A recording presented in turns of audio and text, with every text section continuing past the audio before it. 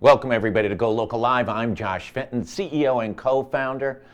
We want to welcome Dr. Phil Chan, a weekly guest talking about the important health issues facing Rhode Islanders. Dr. Chan, thanks so much for joining us. Thank you for having me. Okay, so let's jump into, there was a little bit of a curveball at the end of the Biden administration when the U.S. Surgeon General came forth with really significant findings and recommendations relative to the use of alcohol. Can you walk us through what those findings were and what the implications are?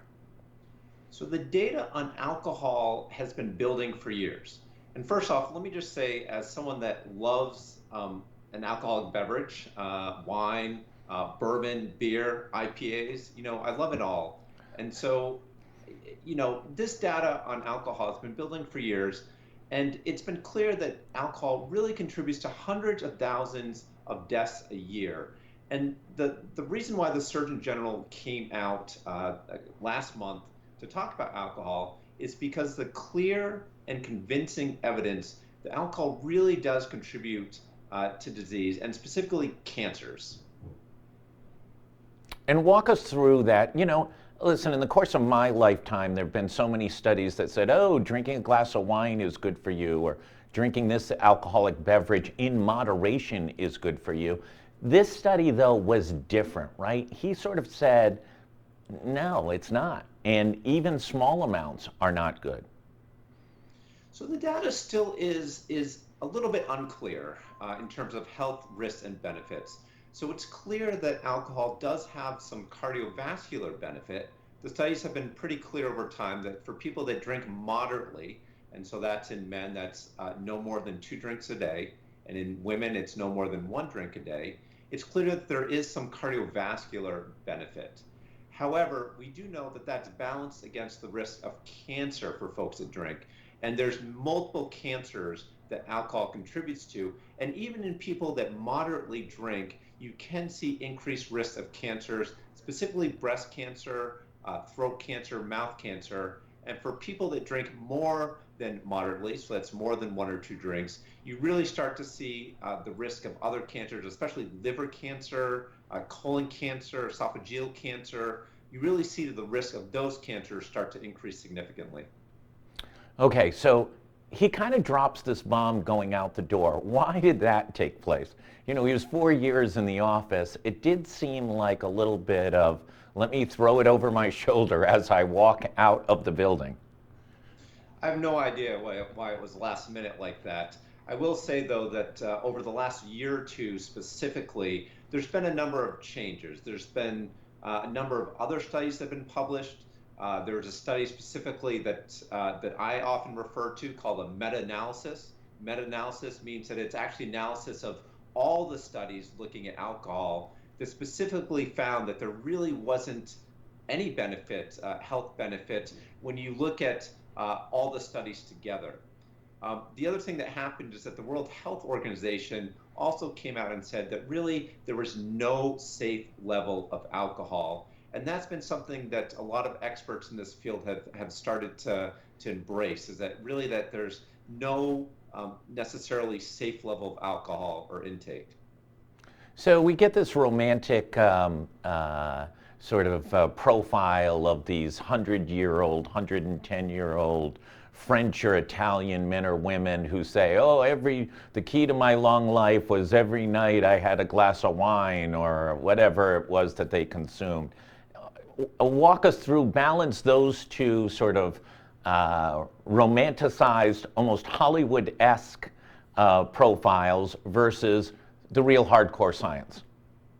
And listen, I love red wine. I love white wine too. I really do love wine.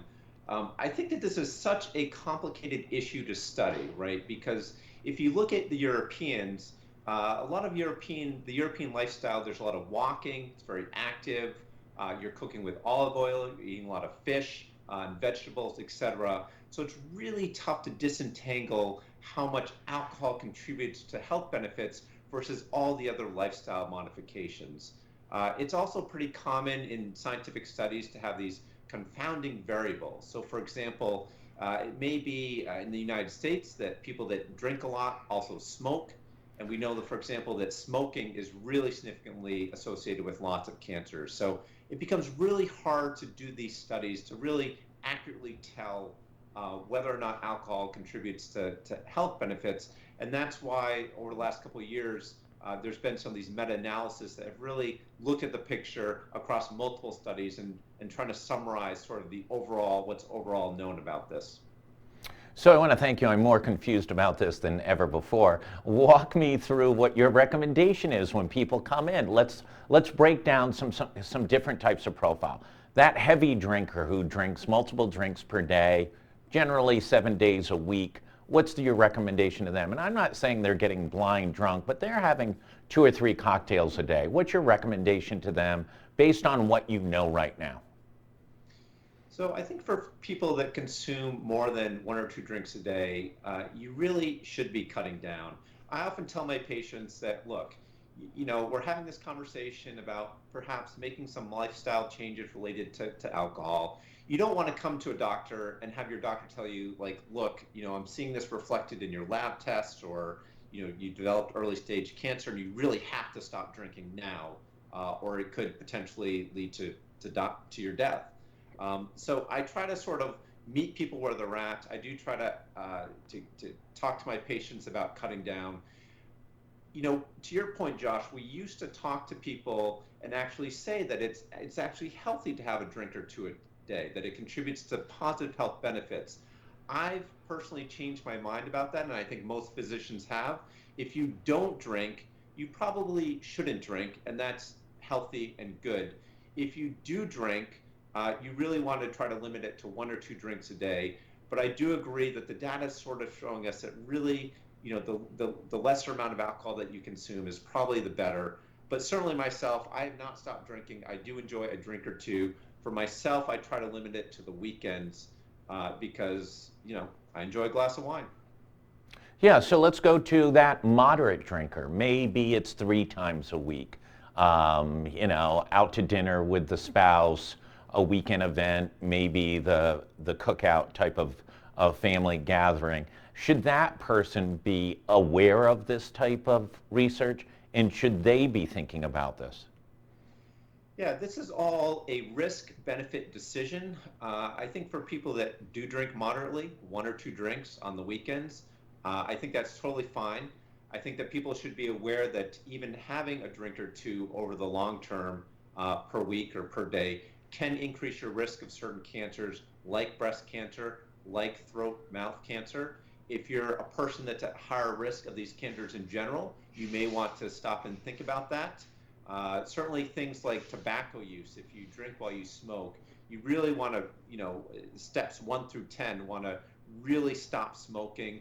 And otherwise look at other risk factors in your life. You want to make sure that you're at a healthy weight, that you're generally eating healthy, etc. And then last, that infrequent drinker. That infrequent drinker, it doesn't have that connection per se in which alcohol plays a leading role. Should they just give it up? Listen, I think if you're an infrequent alcohol user and you still, you like it and you derive some joy from it, I would say that that's totally fine. A glass of champagne at a wedding, wine on special occasions, things like that. I think that's totally fine with minimal benefit, with minimal risk. What's the medical community going to be looking for in the future? We've seen this progression, right, of research and analysis. We've gone from, I want to say 20 years ago, there seemed like a study every other week about drinking a glass of bourbon once a day was great for this, and a glass of red wine was perfect for that. How will this progress in the future, and who will be the leaders in doing this analysis? I think what we really need at this point are some longer term studies to show the benefits or risks of alcohol. A lot of these studies that have been done are looking at shorter term, maybe a year or two. I think the question on the table, and especially as we think about things like cancer and heart disease, we're really thinking about a decade or two down the road. So what I'd really like to see are some longer term studies that really look out in people that are moderate drinkers or heavy drinkers. But I think the real scientific question here is in people that do drink moderately, 1 or 2 drinks a day. does the health benefits outweigh the potential risk of cancer? And I think also at the end of the day, a lot of this is personalized and depends on your other cancer risks and your lifestyle changes and what else you do other than drinking alcohol. Okay, you get the last word. What's your recommendation? I'd say that if you do drink, and you can certainly drink in moderation, that I would continue to do it. But for those folks that do drink more than 1 or 2 drinks a day, I would consider cutting down and consider the health benefits. As always, Dr. Phil Chan, we greatly appreciate it. We've appreciated the last few weeks. Great coverage of a lot of important health issues and remarkable amount of viewers and readers really delving into it. So thank you very much. For everybody else, stay tuned. A lot going on. If you haven't seen it, we've got a big real estate story about some of the trends, both comparing Rhode Island against other parts of the nation in real estate costs. PC plays tonight. I think URI is also up tonight. So a lot of things going on. Stay tuned. We'll have updates all day long. Thanks, everybody.